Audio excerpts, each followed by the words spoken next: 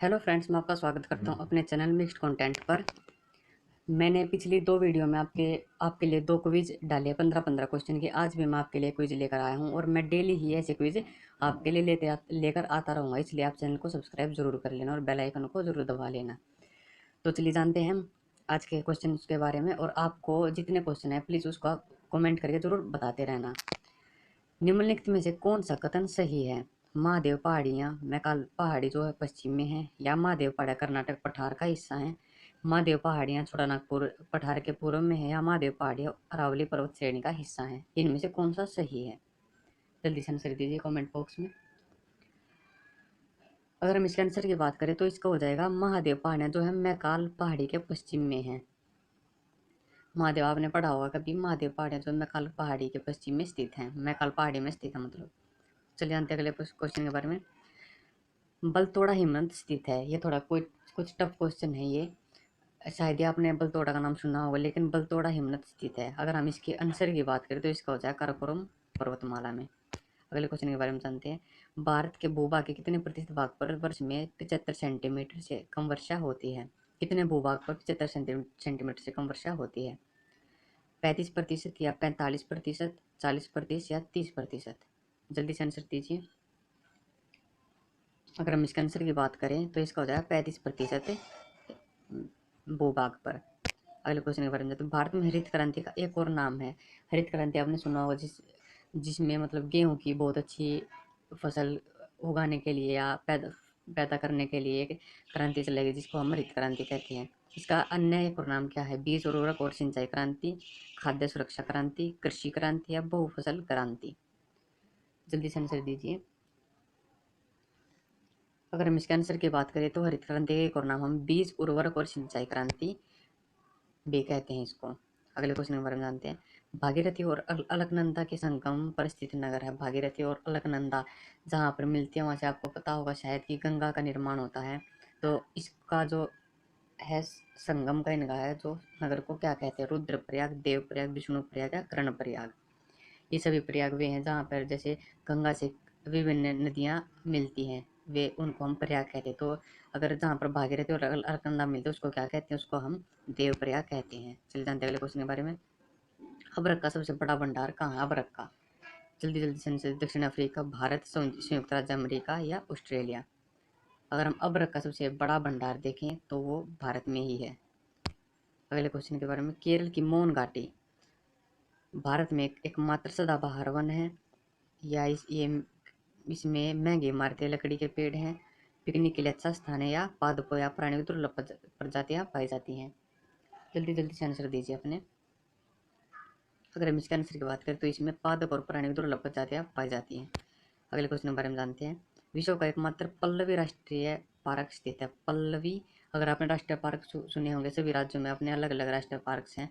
अगर आपने किसी पल्लवी का नाम सुना तो जल्दी से आंसर दीजिए। पल्लवी राष्ट्रीय पार्क एकमात्र विश्व का, पूरे विश्व की अगर बात करें तो वो मणिपुर में स्थित है। चलिए जानते हैं अगले क्वेश्चन के बारे में। विश्व वैश्विक तापमान के फलस्वरूप हो सकता है। अगर विश्व का तापमान जैसे बढ़ता है तो मतलब जैसे ग्लोबल वार्मिंग होती है तो उसका फलस्वरूप क्या हो सकता है? समुद्र तल में वृद्धि, फसल के स्वरूप में परिवर्तन, तटरेखा में परिवर्तन या उपरोक्त सभी? अगर हम इसके आंसर की बात करें तो इसका हो जाएगा उपरोक्त सभी, ये तीनों हो सकते हैं। भारत में कॉफी का अधिकतम उत्पादन करने वाले राज्य का नाम है। कॉफी का अधिकतम उत्पादन करने वाले सबसे राज्य का क्या नाम है? आंध्र प्रदेश, गोवा, कर्नाटक या तमिलनाडु? अगर इसके आंसर की बात करते हैं इसको हो जाए कर्नाटक। हम इसको के से याद कर सकते, कैसे कॉफी और कैसे कर्नाटक, इस ऐसे हम इसको याद कर सकते हैं। दोस्तों ये सभी ना जैसे स्टैटिक जीके का भाग है, हमें ये क्वेश्चन याद नहीं, एक प्रकार से ऐसे रटने होते हैं क्योंकि ये स्टैटिक जीके होती है। तो चलिए जानते हैं अगले क्वेश्चन के बारे में। जूट उत्पादन में सबसे प्रचुर प्रदेश कौन सा है जूट उत्पादन में? पश्चिम बंगाल, तमिलनाडु, केरल या उड़ीसा? जल्दी जल्दी से अपने आंसर दीजिए। अगर हम इसके आंसर की बात करें तो इसका हो जाएगा पश्चिम बंगाल। अगले क्वेश्चन के बारे में जाते हैं। भारत में सब किस राज्य को धान का कटोरा कहा जाता है? धान का कटोरा किस राज्य को कहा जाता है? जल्दी जल्दी से आंसर दीजिए। अगर हम इसके आंसर की बात करें इसका हो जाएगा आंध्र प्रदेश। आंध्र प्रदेश को धान का कटोरा कहा जाता है क्योंकि इसमें लगभग 70% या 77% तक इसमें धान उगाया जाता है। अगले क्वेश्चन के बारे में जानते हैं। तमिलनाडु के विभिन्न जिलों में कौन सा जिला लवणता वृद्धि के कारण खेती के योग्य नहीं है? तमिलनाडु में अगर अगर हम तमिलनाडु के कुछ जिलों की बात तो तिरुचिरापल्ली, नागापट्टिनम, रामनाथपुरम या कोयम्बटूर, इनमें से कौन सा ऐसा जिला है जो लवणता वृद्धि के कारण खेती के योग्य नहीं है? अगर हम इसके आंसर की बात करें तो इसका हो जाएगा तिरुचिरापल्ली। खेतड़ी किस लिए प्रसिद्ध है? खेतड़ी आपने सुना होगा। खेतड़ी किसके लिए प्रसिद्ध है? एल्यूमिनियम, उर्वरक, तांबा या स्वर्ण? खेतड़ी किसके लिए प्रसिद्ध है? तो हम इसके आंसर की बात करें तो इसका हो जाएगा तांबा। दोस्तों ये सभी स्टैटिक जीके का भाग, आप जितनी स्टैटिक जीके मतलब ऐसे एक बार पढ़ोगे, दो बार पढ़ोगे तो आपको याद होती रहेंगी। स्टैटिक जीके मतलब समझने के लिए नहीं होती, वो सिर्फ रटने के लिए होती है। चलिए जानते हैं अगले क्वेश्चन के बारे में। भिलाई इस्पात संयंत्र का निर्माण किसके सहयोग से किया गया था? भिलाई, आपको पता हो जो हमारी सेकंड पंचवर्षीय योजना थी उसके तहत हमने विभिन्न जैसे इस्पात संयंत्र लगाए थे अपने देश में। भिलाई जो है किसके सहयोग से लगाया गया था ये पूछा गया है।